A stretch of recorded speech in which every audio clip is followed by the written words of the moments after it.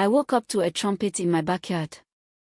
Not metaphorically, I mean a full mariachi band tuning their instruments under my maple tree at 7:30 in the damn morning.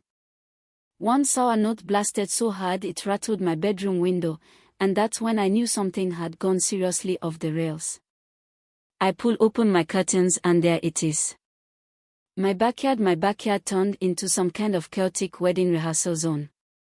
Folding chairs being lined up in rows, a guy in a tux shouting about cake placement, and dead center right on top of my vegetable patch that I'd spent 4 months growing was a 3-tiered wedding arch bolted straight into the dirt. Gauzy fabric, fake roses, the whole 9 yards. And who's in the middle of it all? Karen. Yeah, that's Karen.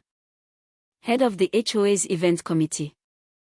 The same woman who once filed a complaint because I had a hammock that wasn't community approved.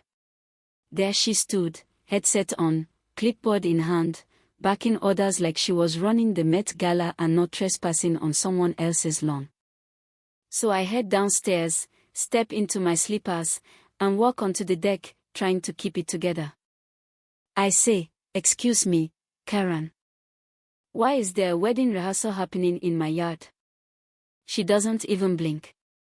Just cups her hand and calls up, "Good morning. We're just doing a quick run-through before the big day tomorrow. Hope you don't mind." I stare at her, probably blinking like I just got hit in the head with a shovel. I said, "Karen, this is my property." She waves a hand, like I'm being ridiculous, and goes, "Don't be so uptight. It's just a few hours. Not like you were doing anything with it."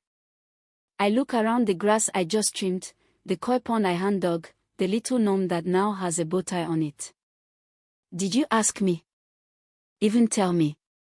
Her face twitches like she might almost feel guilty, but then she shrugs. "The HOA approved it." I say, "The HOA doesn't get to vote on my backyard like it's a picnic table at the park." And then she hits me with it, "Don't be selfish." Now I've heard some stuff in my life, but that one. That word. It landed like a slap.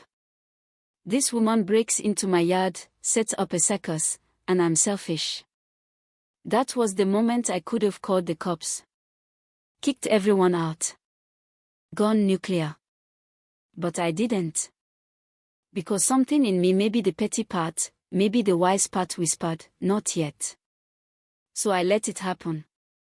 The lights, the tables, the florist who knocked over my gnome, Karen's cousin parking his rusty van on my flower beds I just washed. But I was planning. That night, I called Dave. Dave's a wildlife specialist with a shed full of animals and no sense of boundaries. He once cleared a raccoon infestation using marshmallows and trap remix beats. Real story. I asked him for skunks, the real kind. He just smiled and said, "How many you want?" By noon the next day, I had 6 live traps in my garage. Each one with a black and white bottle of karma. And yes, they were not descented. "Dave doesn't do partial justice," he said. I set up the garden shed. Cleared it out, muffled the sound, ran a pulley system to my deck. One tug, and the doors would open. That's all I'd need. And then I waited. The wedding kicked off at 3 p.m. Sharp. The music, the guests, the obnoxious string lights zip-tied to my tree so tight the back was cracking. Karen walked out like she was royalty, dressed in a dress so poofy it looked like it needed air traffic control. Phones were out. The air smelled like hairspray and entitlement. I stepped onto my deck. Tugged the rope. The shed door creaked open. The first skunk waddled out. Then another. Then 4 more. At first, people laughed. Then someone screamed. A groomsman tripped over the buffet table.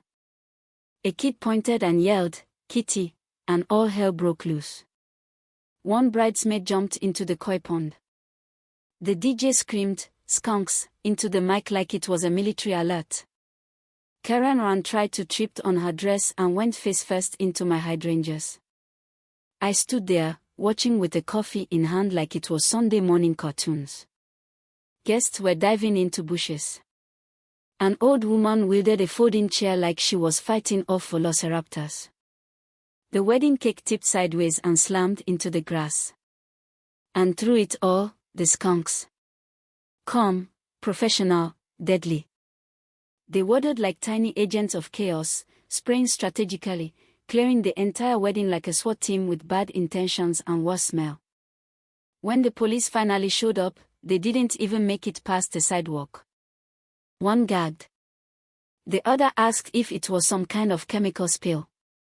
I walked out, calm as ever, and said, "No sir, just a wedding that got a little wild." Karen, still half drenched in what I hope was punch, was yelling, "He did this. He trained them." The cop looked at me, then her, then back again and said, "You held a wedding in his yard." She tried to say the HOA approved it, then promptly threw up in a planter. I showed the officers the cut fence, the fake permit, the footage. Asked them kindly if we could file for trespassing, property damage, maybe a little HOA fraud while we're at it. They said, "Absolutely. And you'd think that would be the end, right?" No. Karen tried to sue me for emotional distress and biowarfare, no joke. Her lawyer showed up looking like he'd been tricked into a prank show. I handed over security footage, receipts, HOA leaks, even a signed invoice from Dave the skunk guy. Lawsuit dropped in 48 hours. The video hit Reddit, then YouTube. 10 million views by the end of the week. Karen's face turned into a meme. Skunkzilla's wedding massacre. There were t-shirts. Scented candles. One guy sold merch that said "Smells like justice." Karen's husband filed for annulment. Said he should have known when she tried to bribe the officiant with Olive Garden coupons. Eventually, her house got foreclosed. I bought it for $1,000 and donated it to a wildlife rescue. It's now the Karen Memorial Wildlife Center.